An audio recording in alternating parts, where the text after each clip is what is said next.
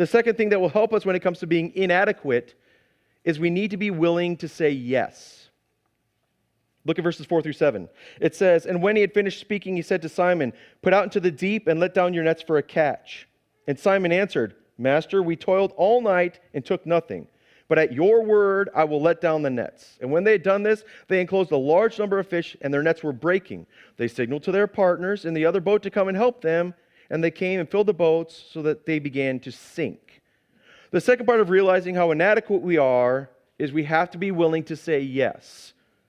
That's tough. It doesn't matter what he asks us to do, how hard it is, how impossible it seems, how much we're not capable of doing it. All he wants to hear from us is yes. We start the second part of the scripture and we see that he says to Simon, okay, he's probably finished speaking. We're done.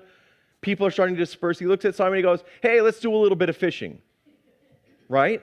Now, we read this, and again, if you're like me, you read this as the Bible. Master, we toiled all night and took nothing. No, I don't read it that way. Dude. Like, okay, listen. We did this whole fishing thing all night. We threw the nets all night. You see fish in the boat? No. Do you know why? Zippo. Nothing.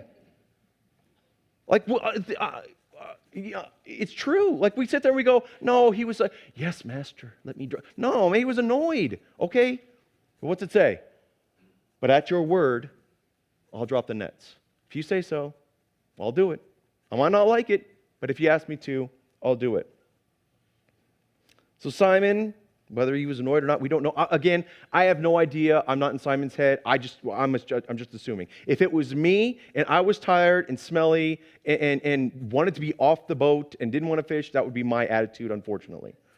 We often think that we know better than God for some reason, right? God asks us to do something. We say, we can't do it. God says, I need you to go out and share the word with this person. Oh, no. I can't talk to people. You want me to talk to somebody? Nope. Yeah, I want you to go share salvation. Nope, I'm not doing that. I'm not capable. I didn't ask if you were capable. I asked you to go do it. Or I need you to go help that person. I'm not helping that person. Why? Well, they don't deserve it. Who asked if they deserve it? I just asked you to go help. But we always think that we know better than God. God asks us to do things. God asks us to do His will. God asks us to share His salvation. And we come up with reasons why we don't do it. Alistair Begg, he's a Scottish preacher from Pennsylvania. I won't do the accent. I sound like Uncle Scrooge.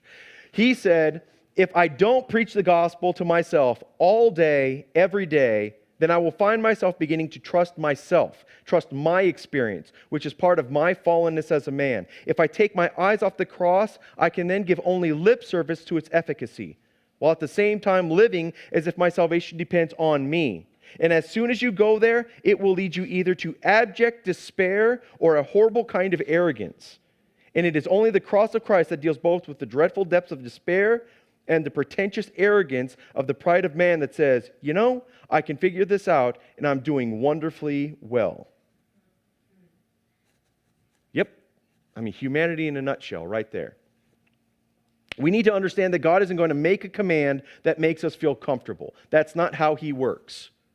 Oh, you don't want to do it? Is there a different job for you that would make you feel happy? Can I make you feel fuzzy inside? It doesn't work like that. You think hanging on the cross was comfortable? You think taking all our sin was comfortable? And all He's asking us to do is share it. He's not going to ask us to do something that makes us feel comfortable. He's going to ask us to do something that's going to stretch us. He's going to ask us to do something that's going to further His kingdom along, which is what we should be trying to do anyway. Simon realizes that there must be a reason for this unreasonable request. He knew that, think about it. He's an experienced fisherman. Jesus is a carpenter. I get it. He's the Messiah. He knows all. He is all powerful, all that stuff. But at the same time, Simon's like, I've been here before. I know how this works. Chances are I'm going to toss the nets, and guess what I'm bringing up? Nothing. But if you say so, I'm going to do it, just because you said so. He said what Jesus needed to hear. Yes. What makes us think that if God gives us a task, any task at all, He won't give us every tool we need to fulfill that task? You need a little energy? Sure. Here you go. You're scared? How about some courage? it's like he just throws us out there into the deep end and goes, hope you know how to swim. It doesn't work like that. That's not how God plays. That's not how he works. Why is he going to go through all the work of giving us salvation and getting us an eternity in heaven, preparing us to share that gift with other people, and then go, I hope you know what you're doing? He doesn't work like that. He gives us every tool we need to do it, yet we still go, I can't do it. I'm not capable. I'm not good enough. I'm too young. I'm too old. I can't talk. They won't listen. They're too mean. Whatever excuse we need, we use that as an excuse. I recently saw a clip from a TV show. I honestly have no idea what TV show this is.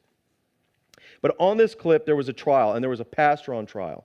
Or I don't know if he was on trial or he was just defending. And they asked him a simple question, right? They said, why doesn't God answer prayers? And I loved his response. His response was, I asked for wisdom, and God gave me problems to solve. I asked for courage, and God gave me dangers to overcome. I asked for love, and God gave me troubled people to help. So you see, God did answer my prayers. We expect him to walk down the stairs and tell us or give us exactly what we need to hear, right? Oh, you want me to do that? Yes. And he walks down there, shakes your hand, gives you a hug. Here's your toolbox, kiddo, go have fun. He's not. But he is going to give us exactly what we need, exactly how we need it, and exactly when we need it. I hope we can all agree that God is all-powerful. He sees all. He knows all. Can we all agree on that? Yes? If we can agree on that, like we say we can, then why is it we doubt when he says he has what's best for our lives? Why is it we question when he tells us to do things? We just said we agreed. He sees all, he knows all, he is all. And I mean, I'm preaching to myself here because I do the same thing. God tells me to do stuff, and I always find I don't have the time, I don't have the energy. I got to take the kids places. Oh, the youth group is there's always a good excuse, right?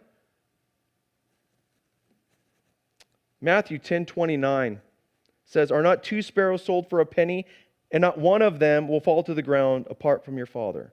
If he cares that much about birds, how much does he care about you? Seems to me that he made us in his image. He gave us salvation. If he cares that much about birds, how much more does he care about us? He didn't die on the cross for the birds. He died on the cross for us.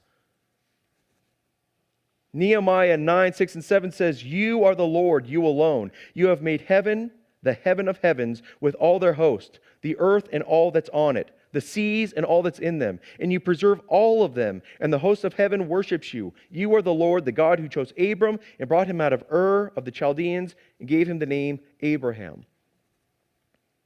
Created the waters, created the fish, created the sky, created the earth. Everything you see he created. Imagine how, have you seen how amazing the human body works? Like, to me, that's enough reason to push evolution to the side. I mean, it's crazy how intricate and how just amazing our body is, how it's working. He created it all, and he cares the most about what? Us.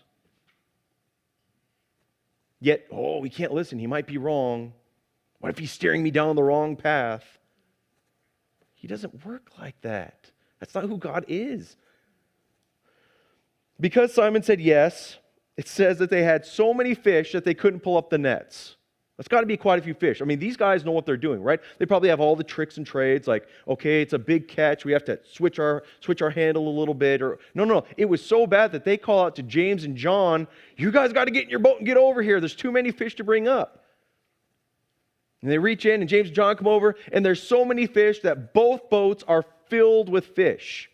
First of all, ew. Second of all,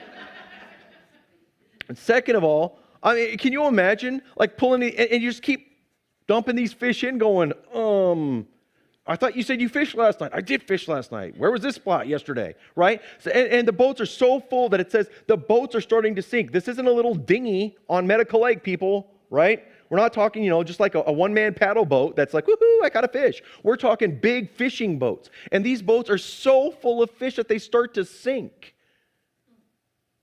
You think you'd start believing at this point? Like, what else do you need?